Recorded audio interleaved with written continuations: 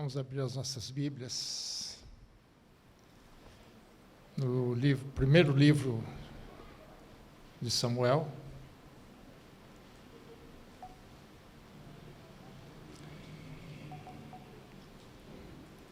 Capítulo 14.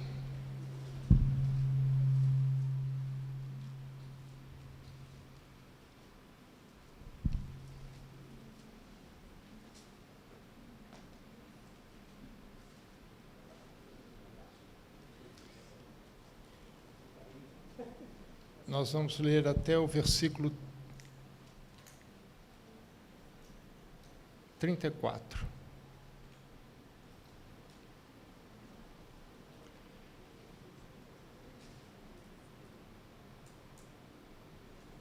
Primeiro Samuel 14, desculpa, até o 23, nós vamos ler, está com reverberação aqui, por favor. Tá? De 1 a 23. Sucedeu que um dia disse Jonatas, filho de Saul, ao seu jovem escudeiro: vem, passemos à guarnição dos filisteus que está do outro lado. Porém, não fez saber a seu pai.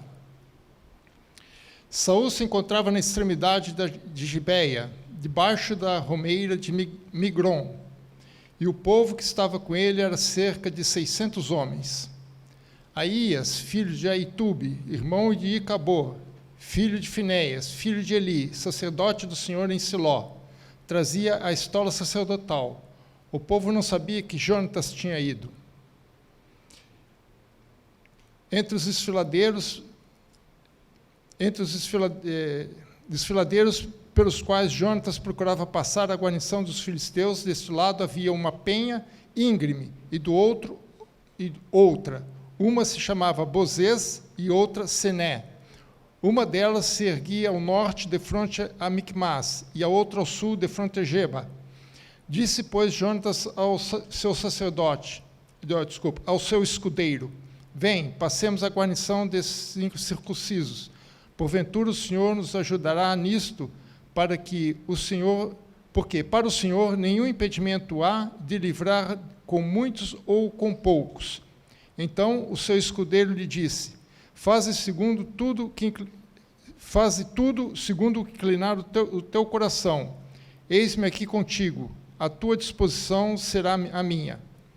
Disse, pois, Jonatas: eis que passaremos àqueles homens, e nos daremos a conhecer a eles. Se nos disserem assim: parai até que cheguemos a vós outros, então ficaremos onde estávamos e não subiremos a eles. Porém, se disserem: subi a nós, então subiremos, pois o Senhor nos entregou nas mãos. Isto nos servirá por sinal.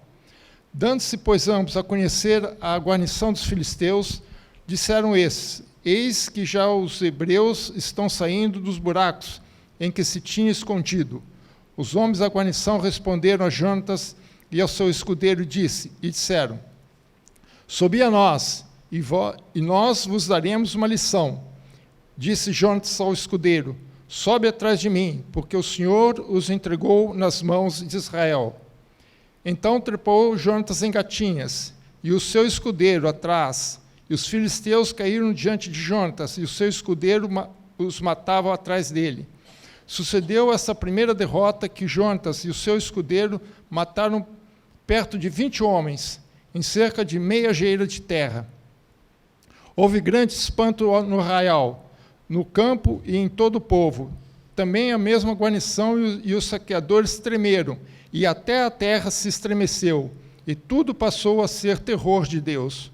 Olharam as sentinelas de Saul em Gibeá de Benjamim, e eis que a multidão se dissolvia, correndo uns para cá, outros para lá. Então disse Saul ao povo que estava com ele: ora, contai e vê quem é que saiu dentre nós. Contaram, e eis que nem Jonatas, nem seu escudeiro estavam ali. Saul disse a Aías: traze aqui a arca de Deus, porque naquele dia ela estava com os filhos de Israel. Enquanto Saul falava aos sacerdotes, o alvoroço que havia no arraial dos filisteus crescia mais e mais, pelo que disse Saul ao sacerdote: desiste de trazer a arca. Então Saul e todo o povo que estava com ele se ajuntaram e vieram à peleja. E a espada de um era contra o outro, e houve muito grande tumulto. Também com os filisteus, dantes havia hebreus, que subiram com eles ao arraial. E também esses se ajuntaram com os israelitas, que estavam com Saul e Jonatas. Ouvindo, pois, todos os homens de Israel, que se esconderam pela região montanhosa de Efraim, que os filisteus fugiram, eles também os perseguiram de perto na peleja. Assim livrou o Senhor a Israel naquele dia, e a batalha passou para além de Bet-Aven.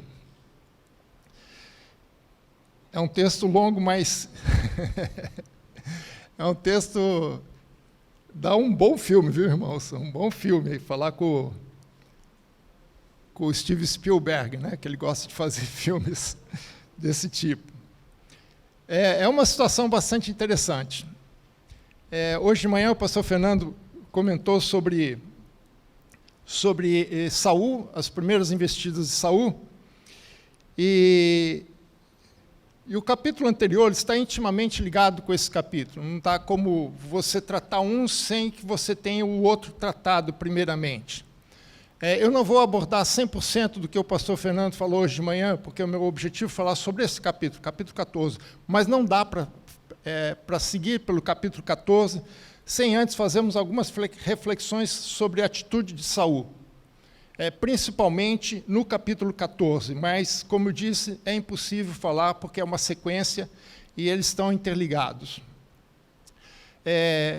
Aqui é uma das primeiras investidas de Saul. Não é a primeira foi lá do capítulo 12, mas aqui ele enfrenta os filisteus. E é uma situação bastante constrangedora, porque o texto diz que os filisteus avançaram muito dentro da terra, do território dos judeus, em especial a tribo de Benjamim, onde eles estão aqui. E havia uma guarnição em um ponto estratégico entre dois desfiladeiros, dois escarpados, né? De um lado ficava o lado que os filisteus estavam dominando, e do outro lado, no outro lado, estava o exército de Saul. E não era possível passar, porque a posição dos filisteus era uma posição muito privilegiada, que qualquer movimento embaixo, eles conseguiriam determinar a movimentação dos exércitos israelenses, eles poderiam tomar qualquer tipo de ação. Então, eles estavam numa posição muito, muito tranquilas. Quem não estava muito tranquilo era Saul.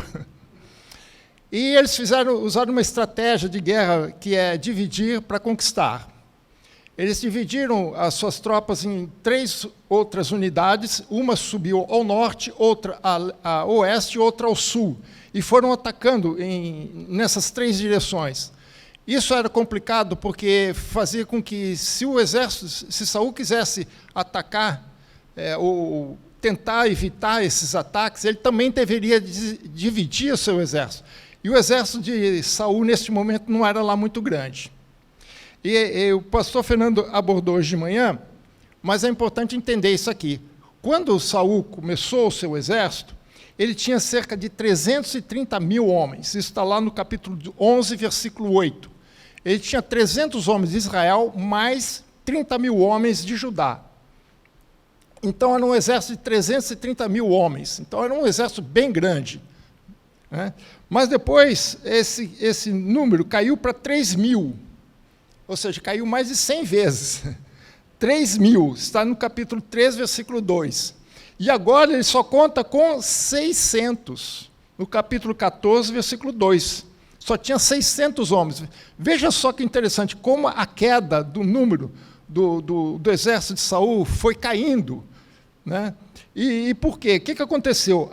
O resto, parte dele, foi dispensado por Saul, né? Aqueles 330 mil, muitos deles foram dispensados, mas muitos não foram dispensados. E veja o que aconteceu, capítulo 13, versículos 6 e 7. Havendo, pois, os homens de Israel que estavam em apuros, porque o povo estava apertado, esconderam-se pelas cavernas, pelos buracos, pelos penhascos, pelos túmulos, pelas cisternas. Também alguns dos hebreus passaram o Jordão para a terra de Gade e Gileade, e o povo permaneceu com Saul, estando este ainda em Gilgal, se encheu de temor.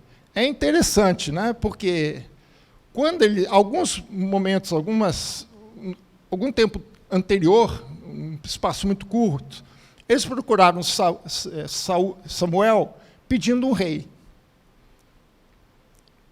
E o objetivo deles é assim: nós queremos um rei igual ao das outras nações. Né? Nós queremos um rei porque ele vai nos governar, ele que vai nos liderar. E na primeira situação mais complicada, o que acontece com Saul? Parece que as coisas não foram muito bem. Saul tinha tudo para dar certo. Tudo para dar certo. E no início, ele até que houve boas vitórias.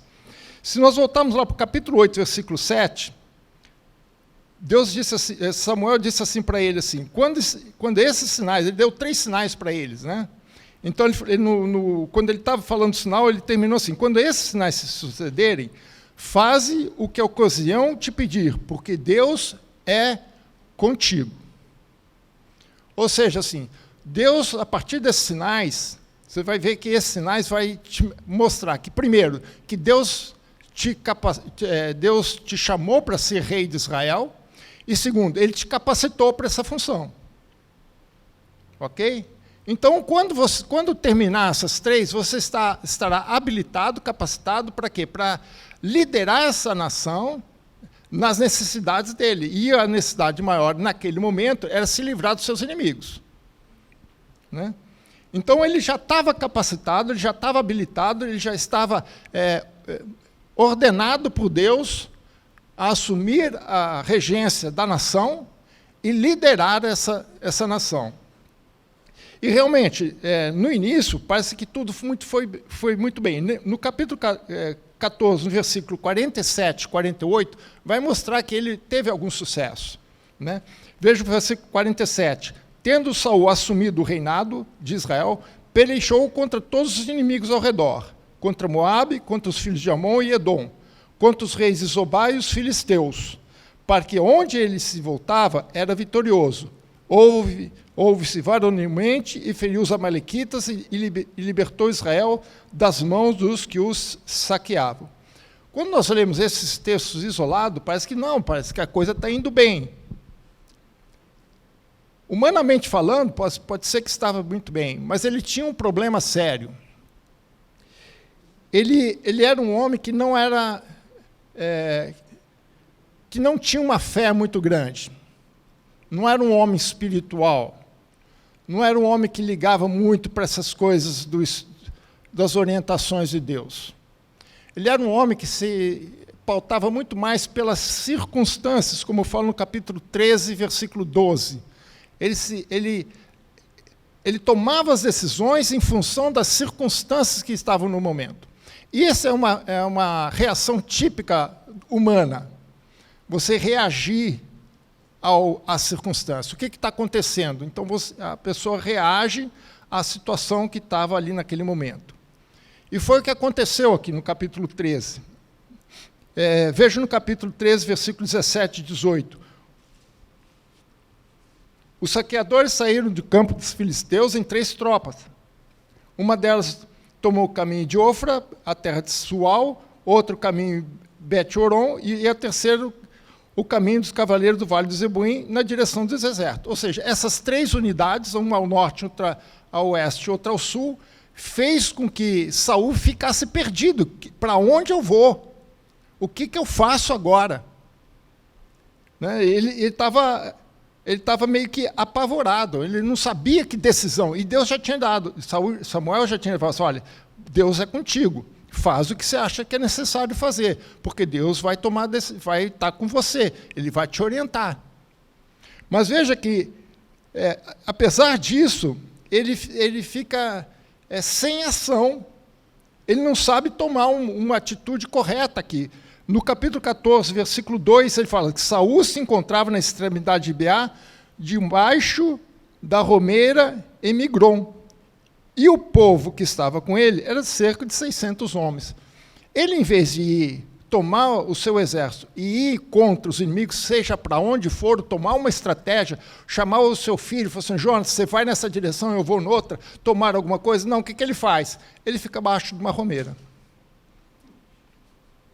Como se diz o ditado, sombra, água e água fresca.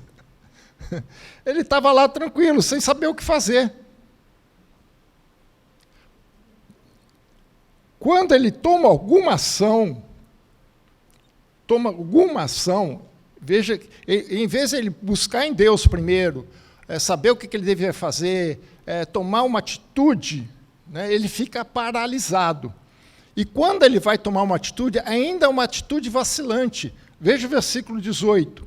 Ele diz, Saul disse a Aías, traze aqui a arca, porque naqueles dias a arca estava com os filhos de Israel. É uma situação bastante interessante, porque parece que ele está reproduzindo tudo o que aconteceu com Ofni e Finéias. Porque quem que é Aías?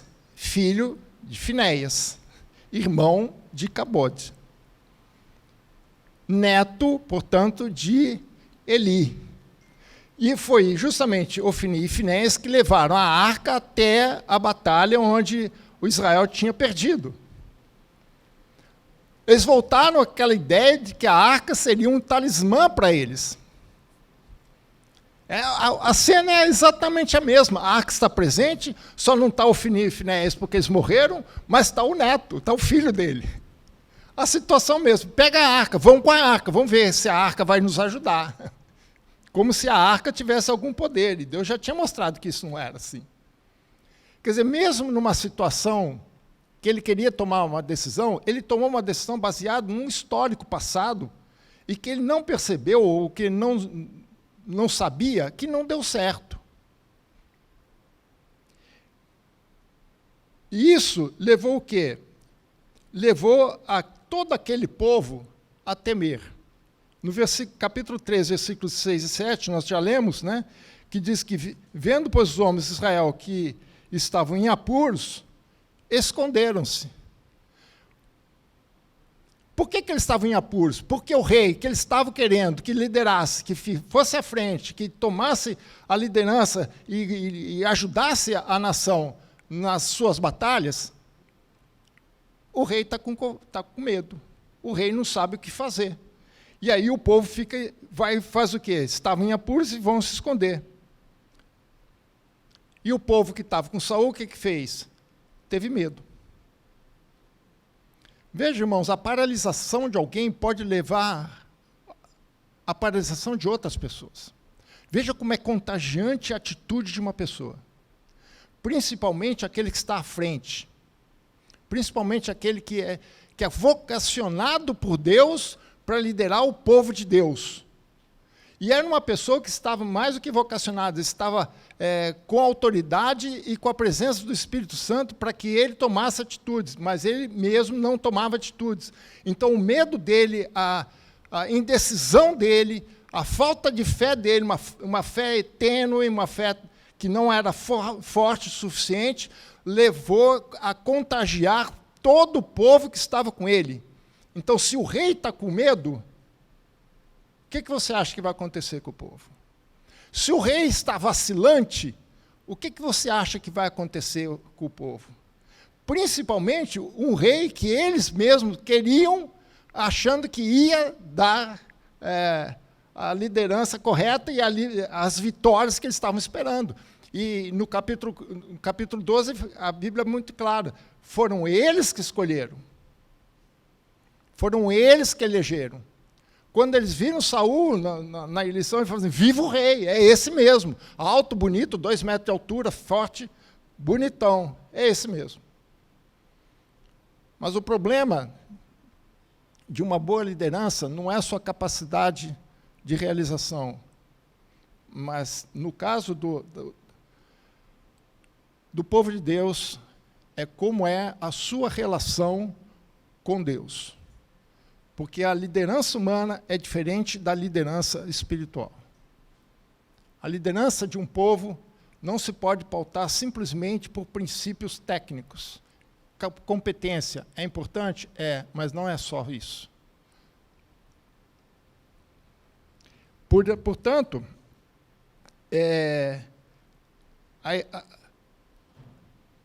a falta de ação de Saul estava afetando toda a nação.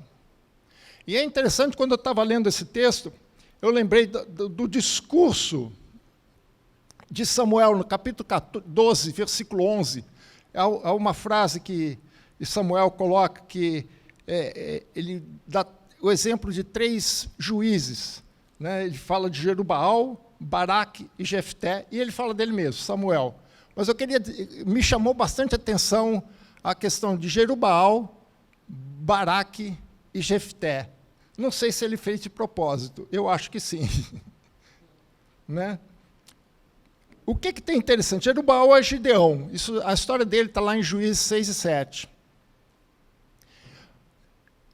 O que a história nos mostra de Gideão é que a matemática de Deus não é a nossa matemática. Gideão venceu os midianitas com 300 homens apenas. Se Samuel lembrasse dessa história, ou pelo menos se lembrasse do fato de Samuel ter citado Jerubaal, ele ia pensar da seguinte forma: se Deus usou 300 homens, liderados por Gideão, para vencer os amalequitas, eu estou com o dobro. Eu estou com 600. Na matemática de Deus, é diferente. Não é linear. Em matemática, a gente tem uma das áreas da matemática, a gente chama números complexos. Tem um número lá chamado número imaginário. Deus trabalha com números imaginários. É uma matemática imaginária, diferente. Eu imagino que se ele com 600 homens, se Gideão com 300 já venceu os amalequitas, com 600 não ia ser o dobro de vitória, ia ser 10 vezes mais a vitória. Porque a matemática de Deus é assim. Então, se ele lembrasse dessa história, ele saberia que com Deus a coisa é diferente, a matemática de Deus é diferente. Então, ele não precisaria ter medo de estar somente com 600 homens. Depois ele lembrou de Baraque. Interessante que Baraque, a história de Baraque, no discurso de Samuel, ele é citado de 2 maneiras. No versículo 9, ele fala de Cícera. Baraque venceu o exército de Cícera. Cícera não era o rei, era o chefe do exército. Mas o interessante é que Baraque, ele só foi para a guerra porque uma mulher chamada Débora, que ela realmente era juíza, não ele, falou assim: olha, Deus mandou, você não vai? Eu falei assim: não, se você não for comigo, eu não vou com você. Então Baraque tinha por trás uma mulher. E sabe o que é melhor? Qualquer hora uma das mulheres vai falar sobre Jael. Débora falou para Baraque: olha, a honra da vitória não será tua, será de uma mulher. E foi de uma mulher. Quem venceu Cícera não foi um homem, foi uma mulher, Jael. E ela, eu imagino que seja mais ou menos o tamanho da Deia. E eu vou explicar por quê. Porque ela pegou uma estaca da tenda dela, colocou na testa dele, e uma martelada só enfincou no chão, varou toda a testa dele, varou toda a caixa craniana, e o cara ficou fincado na terra. Eu acho que era tão aparente. Uma pancada só, irmãos. Uma mulher. Deus pode usar uma mulher para vencer um general de um exército.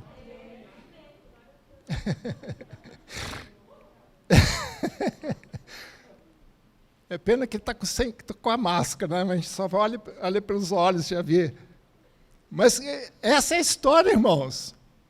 Saúl tinha que lembrar disso.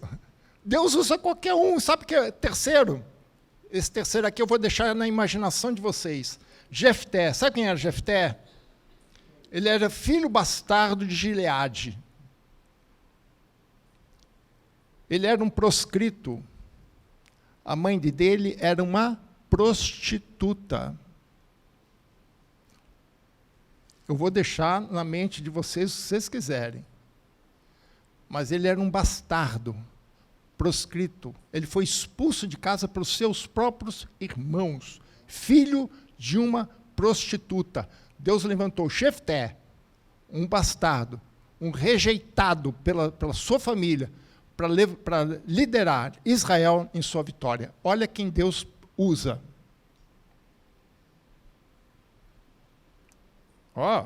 Matemática de Deus é outra. Deus não precisa só de homens, não usa só homens, usa mulheres também. Ele usa quem Ele quiser, porque a vitória não é da pessoa, é de Deus. E usa Jefté. E aqui eu vou voltar lá para Hebreus 11:32, que foi lido na introdução do culto. Hebreus 11:32. E olha só, ele vai citar os mesmos personagens. E que direi mais? Certamente me faltará o tempo necessário para referir o que é a respeito de Gideão, que é Jerubbaal, Baraque, Sansão, é o único que não está lá no discurso, Jefté, Davi, Samuel e os profetas. Os 4 juízes que Samuel cita estão aqui. Heróis da fé.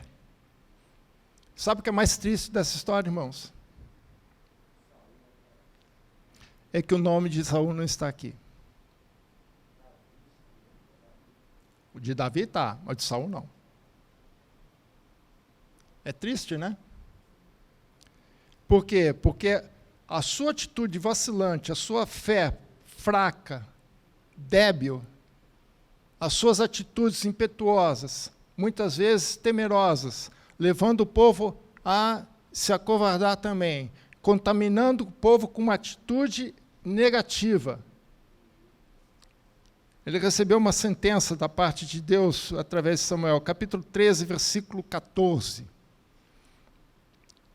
Já agora não subsistirá o teu reino. Que triste. Porquanto não guardaste o que o Senhor te ordenou.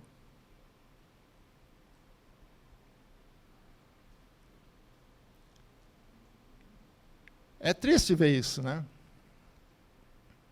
Uma pessoa que foi levantada por Deus, e já de cara, já recebe uma sentença dessa.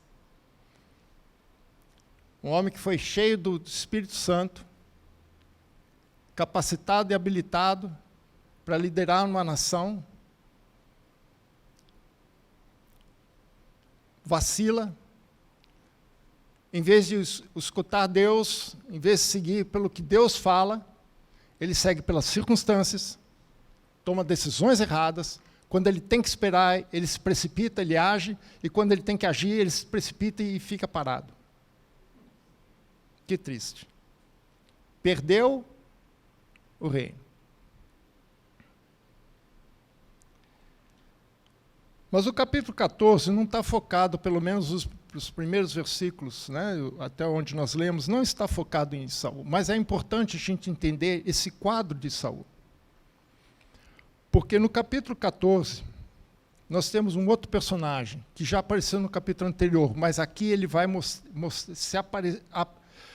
se apresentar de uma forma mais contundente. É um rapaz, filho do rei Saul, chamado Jonatas. E é interessante, era o filho do rei.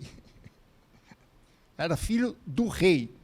O seu nome é interessante, que ele significa, em hebraico não é Jonatas, é Jonathan, é Natan no final. Natan significa dádiva. Jonatas, ou Jonathan, que seria o certo, significa dádiva de Deus. E esse homem foi uma dádiva de Deus. É impressionante. A atitude dele não tem nada a ver com o pai. Eu acho que ele puxou a mãe. As mulheres aqui novamente. Porque não tem nada do pai. Eu acho que ele puxou a mãe. Jonatas toma uma atitude totalmente oposta ao seu pai.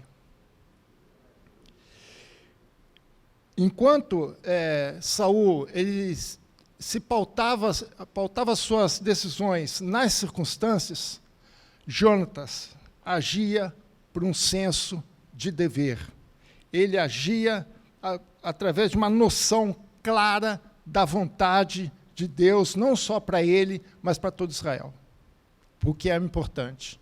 Porque as decisões, nesses casos, não só envolvem a pessoa, não é só interesse pessoal, mas é o interesse da nação. Infelizmente, a gente não vê isso no Brasil. Aliás, vê muito pouco, raro. E quando a gente vê, os poucos que fazem assim são tripudiados por aqueles que não fazem assim. Infelizmente.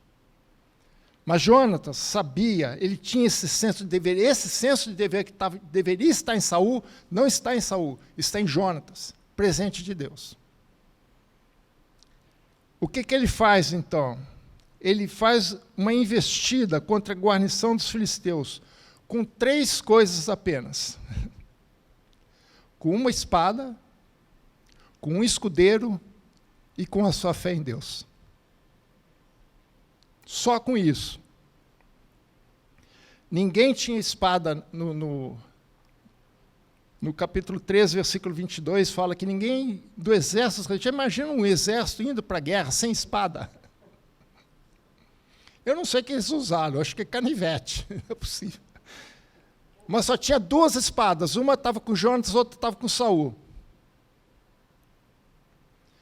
Mas ele lembrou da matemática de Deus. Vocês vão entender por que ele entendeu. E ele toma as atitudes baseado nesse senso de dever. Ele toma as suas atitudes baseado naquilo que ele sabe que Deus quer para ele. Por isso, irmãos, é importante a gente saber o que Deus quer para nós. Eu fiquei preocupado com você, Marisa, porque eu achei que você ia pregar para é de Deus. Porque o que ela falou está perfeito. Eu falei assim, nossa, ela vai falar o que eu vou falar. Mas é isso mesmo. Nós temos que saber o que Deus quer de nós.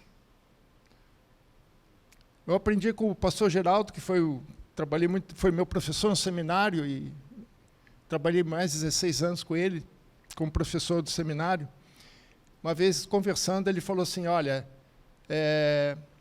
se alguém me pede alguma coisa, para fazer alguma coisa na igreja, a primeira coisa que eu faço é saber, isso está dentro daquilo que Deus quer para mim ou não? Eu falo assim, se estiver dentro, eu vou e faço. Eu vou orar a Deus para saber qual caminho tomar. Mas se não for, aí eu vou perguntar para Deus se eu devo fazer ou não. E aquilo eu tomei para mim como princípio do meu ministério. Se me pedem para alguma coisa, fazer alguma coisa, eu vou primeiro falar assim, o que Deus me chamou? Eu preciso ter isso claro na minha vida. Para que Deus me chamou?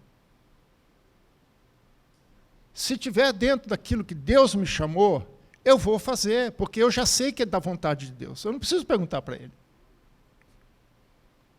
Eu vou pedir orientações. Coisa que Saul não fez. Jonatas fez, mas Saul não fez. Agora, pastor, não me peça para dirigir louvor. Deixa com a Marisa, está ótimo. Deixa com aqueles que têm chamado para isso. Se ele perguntar para mim e falar assim, pastor, eu vou orar a Deus, fazer jejum. Porque não é a minha praia. Não foi isso para que Deus me chamou. A gente precisa ter esse senso de chamado em nós. E cumprir o chamado em nós. Eu gosto muito dessa música. Dons e talentos, queremos consagrar a vida no seu altar. Porque Deus não te deu só dons, Deus também te deu talentos. E devemos usar não só os nossos dons, que os dons são espirituais, os talentos são naturais. Nós devemos usar os nossos dons e os nossos talentos e oferecer a Deus em sacrifício e louvor a Deus. E essa era a atitude de Jonatas. Então, o que ele faz? Ele vai investir contra a guarnição com apenas a sua espada, o seu escudeiro e com a sua fé em Deus, porque ele sabia o que Deus queria para ele. E como é que a gente vê essa fé dele? Versículo 6, 14:6. Ele diz, disse, pois, Jonatas ao seu escudeiro, vem, passemos a guarnição desses incircuncisos.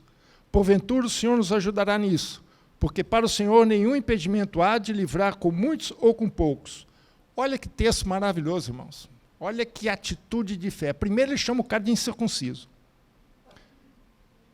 É sério, sabe por que ele... Porque quem é um circunciso? Aquele que não tem aliança com Deus. ali nesse contexto é esse, quem não tem aliança com Deus. Ele falou, esses caras são incircuncisos, mas nós, Israel, somos circuncidados, nós participamos da aliança com Deus, nós somos povo de Deus. E Deus falou para o nosso pai, circuncisão está relacionado com Abraão. E Deus disse para Abraão, falou assim, essa terra que você está pisando, eu darei à tua descendência. Não agora, no futuro. Então, Jonatas, quando ele fala de circuncisão, ele está lembrando da aliança de Deus com Abraão. Essa terra é nossa, queira ou não queira. Eles são os invasores. Então, nós temos que expulsar eles, porque Deus disse, não só para Abraão, né, mas disse para Moisés e disse para Josué, expulsa esses caras daqui. É isso mesmo, estou simplificando o texto.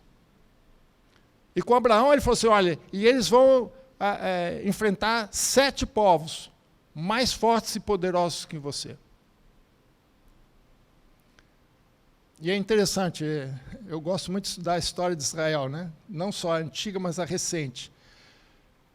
Na guerra de independência de Israel, em 48, né? Se vocês analisarem a história dos povos que foram contra Israel, foram 7 povos. 7 povos, 1948, 7 povos mais fortes e poderosos que Israel. E o que aconteceu? Venceram. Por quê? Porque quem atacou Israel, como estava atacando aqui, os filisteus, eram incircuncisos, não têm aliança com Deus. Eles tinham aliança com Deus. Eles tinham promessas de Deus. Eles tinham palavra de Deus. Essa terra é de vocês, não é deles. Ele sabia disso. A segunda coisa que ele falou assim, o Senhor nos ajudará nisto. O Senhor é conosco, porque nós temos aliança com Deus, nós temos Deus do nosso lado. E terceira, acho que ele lembrou de Gideão. Porque para o Senhor, nenhum impedimento há do quê? De nos livrar com muitos ou com poucos. Ele sabia que o número de Deus, a matemática de Deus, não é nos números reais, é os números complexos, imaginários. É totalmente diferente. 1 mais 1 para Deus não é 2. Pode ser qualquer número que seja necessário.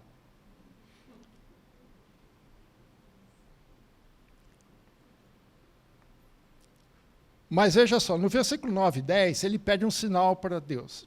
Ele combina com o seu escudeiro, ele fala assim, olha, é o seguinte, nós vamos nos apresentar para os guardas. E os guardas estavam numa posição mais elevada. E ele falou assim, olha, se nós apresentarmos, e ele falar para a gente assim, fica aí que nós vamos descer, a gente vai ficar aqui porque eu sei que a coisa vai pegar. Talvez a gente tenha que fugir, então se prepara. Mas se eles falarem assim, sobe para cá, vem para cá, que seria um negócio meio estranho, né? Mas sobe para cá, significa que Deus vai nos dar a vitória. Ele está pedindo um sinal para Deus. Mas o sinal não é para saber se Deus é poderoso para fazer ou não, mas para saber se Deus estava aprovando a sua investida. Se Deus estava, se a estratégia que eles estavam definindo era a estratégia mais correta, se Deus não tinha alguma coisa diferente. E é o que eles fazem, né? Eles queriam saber se Deus realmente ia dar vitória para eles, se a investida deles, a investida planejada, estava dentro da vontade de Deus. Era isso porque ele sabia que Deus podia trazer a vitória. E olha o versículo 12. Olha que fantástico. O que aconteceu no versículo 11 é que quando eles se apresentaram, os caras falaram assim, suba para cá. Ah, pronto. Veja o versículo 12. Os homens da guarnição responderam a Jonatas e ao seu escudeiro e disseram, subi a nós, e nós vos daremos uma lição. Olha só a posição deles. Eles estavam numa posição mais vantajosa, estavam em cima. E além do que, Jonatas não sabia quantas pessoas tinham lá em cima. Ele não tinha a menor ideia de quanto tinha lá. Ele sabia quanto tinha lá embaixo, 2, ele e o escudeiro. Mais ninguém. Lá em cima, não sabia se tinha 2, 3, 30 ou 40. Mas ele sabia que Deus podia dar vitória, com poucos ou com muitos. Mas quando ele falou isso, o cara foi ainda arrogante, nós vamos te dar uma lição, vem cá que nós vamos pegar você. E eles estavam numa posição, é lógico que eles estavam numa posição confortável, os guardas, porque além do cara ter que subir, ele ia se cansar na subida, e lá em cima ia ter os outros guardas. Então eles acharam, não, vamos dar um pega nesses caras. Mas veja o que Jonatas fala, a fé de Jonatas agindo aqui. Disse Jonatas ao escudeiro, sobe atrás de mim, porque o Senhor os entregou nas mãos de Israel. Ah, irmão, você não sabe o que a fé pode fazer. Ele tinha fé em Deus, ele sabia que Deus podia fazer muito mais do que pedimos ou pensamos. E aí no versículo 23 é a coroa da situação. Assim, livrou o Senhor a Israel naquele dia. Veja a diferença de atitude entre Jonatas e Saul.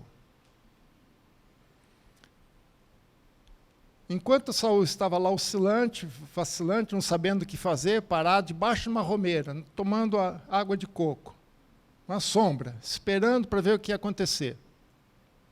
Jonatas falou assim, não, vamos lá, vamos dar um jeito nisso. E ele foi somente com a sua fé. As consequências da fé de Jonatas. 5 consequências da fé de Jonatas. Primeira, a fé de Jonatas contagiou o seu escudeiro, que se dispôs a segui-lo na batalha, mesmo que isso parecesse um suicídio.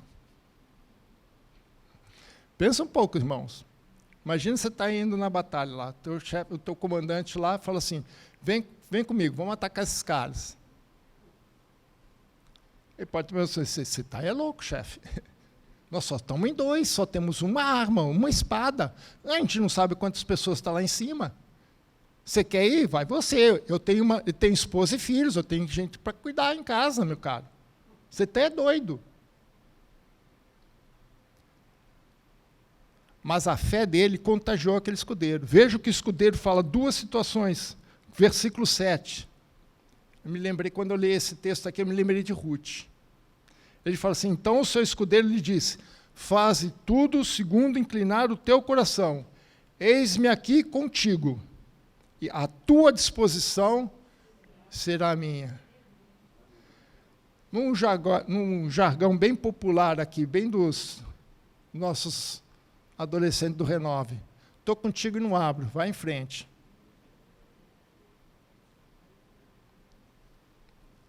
Não sei o que vai acontecer lá em cima, chefe, mas eu estou contigo, eu vou contigo. Vou nessa.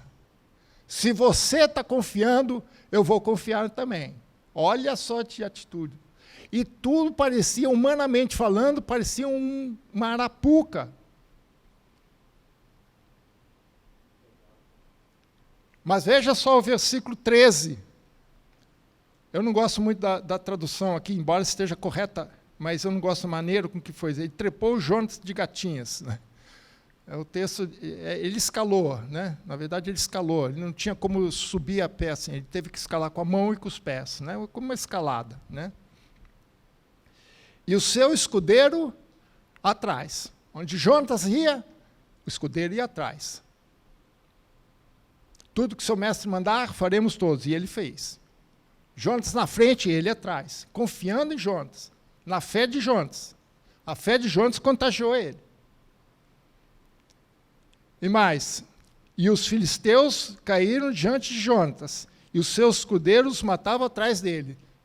Olha só, os 2 contra 20. A matemática de Deus é outra, irmãos. Não tem nada a ver com números reais, é números complexos.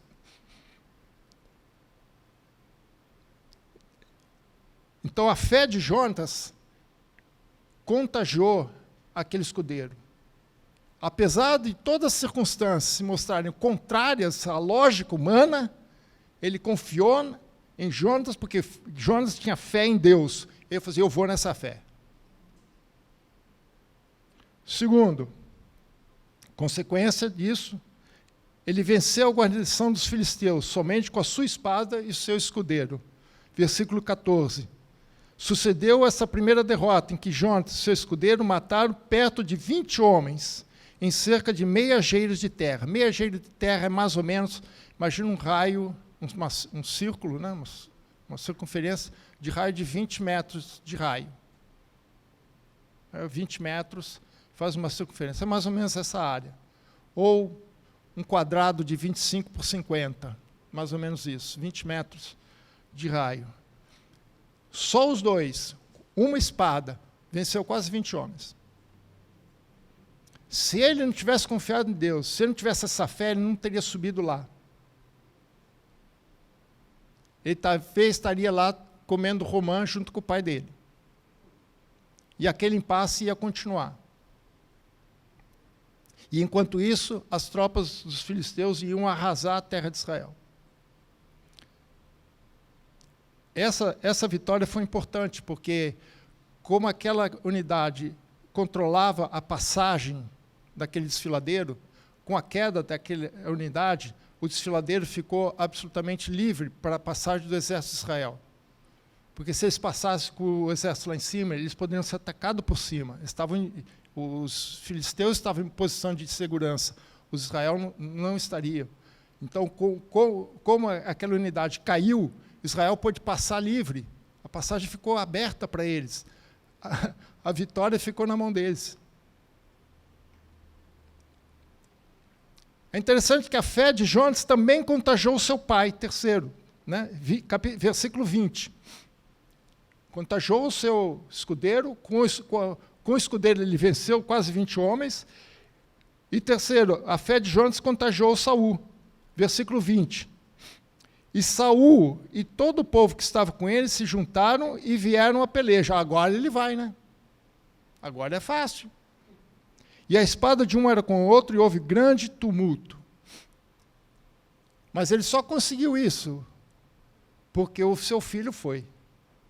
E é interessante que mesmo antes disso, ele falou, chama lá o sacerdote, né? Traz aqui a arca, vamos ver o que a gente vai fazer.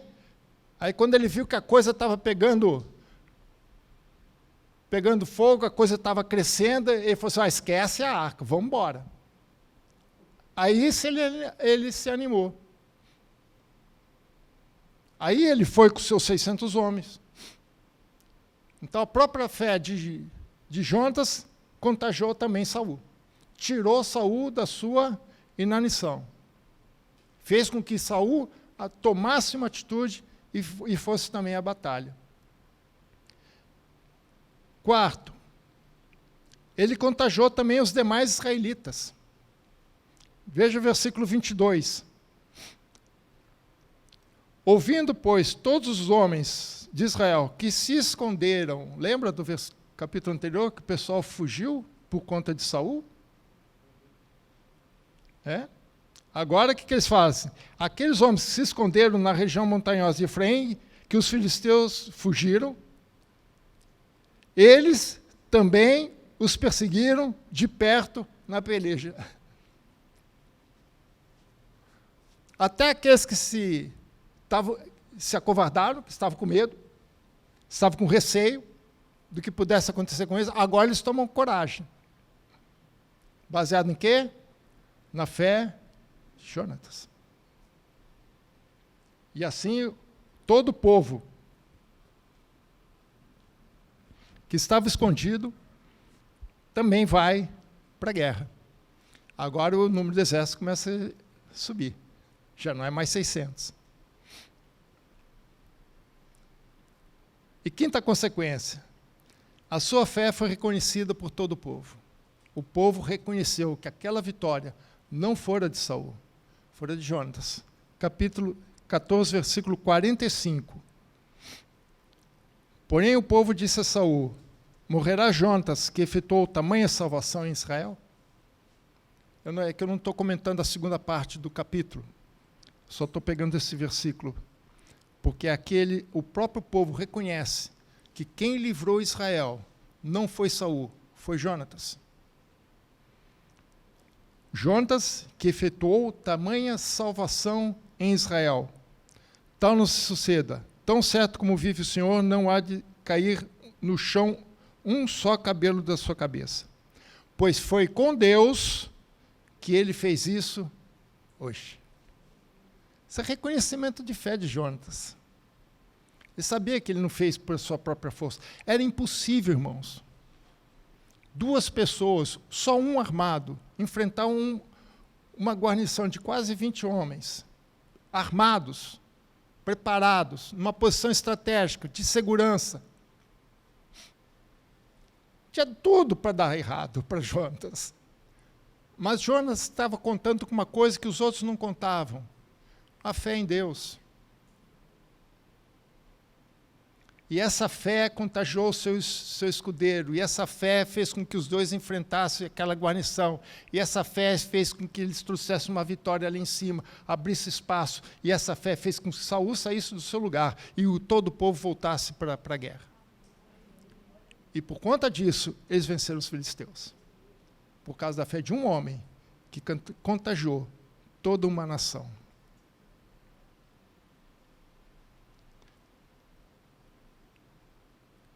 Primeira João, capítulo 5, versículo 4.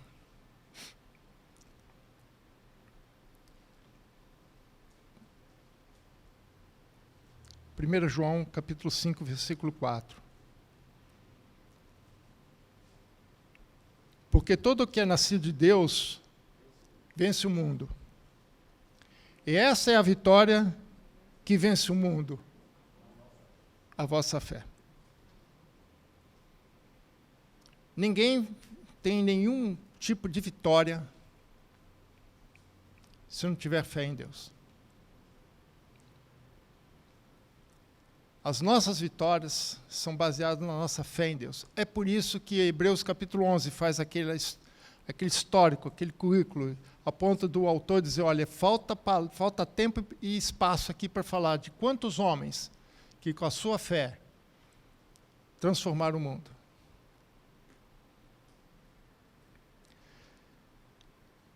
E nós podemos ainda colocar o nosso nome naquele capítulo 11. Né?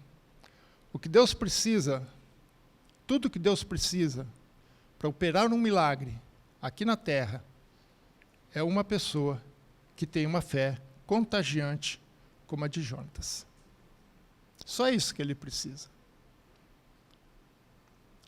Eu, quando estava pensando nesse texto, eu pensei quantas pessoas passaram na minha vida, quantas pessoas me inspiraram na sua fé. Mas aí bateu a preocupação maior. E a minha fé? Quantas pessoas ela tem contagiado? E a minha fé? Quantas pessoas ela tem inspirado? Se a minha fé for oscilante, vacilante, tênue, como foi de Saul, a consequência natural é que nada vai acontecer. Mas se a nossa fé em Deus, um senso claro do que Deus quer para nós, a nossa fé vence o mundo. Tudo que Deus precisa é de um homem ou uma mulher que tenha fé nele e se disponha nas mãos de Deus para ser instrumento de Deus nessa guerra.